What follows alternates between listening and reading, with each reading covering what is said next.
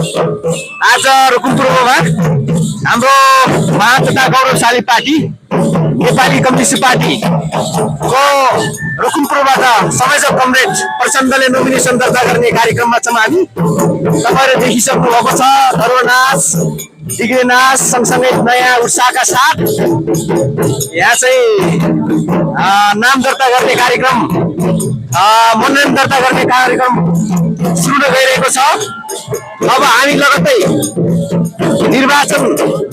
मुख्य निर्वाचनको कार्यालयमा गएर भव्य कार्यक्रम गरेर चाहिँ हामीले यो नोमिनेसन दर्तालाई हामी सफल बनाउनेछौँ। तपाईले देखिसक्नु भएको छ यहाँ अध्यक्ष कमरेड प्रचण्ड पनि आइसक्नु भएको छ। युवा मित्रहरू नेता कार्यकर्ता लगायतको टोलीले यहाँ भव्य कार्यक्रम हुँदैछ। नोमिनेसनको लागि एकदमै राम्रो कार्यक्रम भयो। नमस्ते कार्यक्रम हुँदैछ।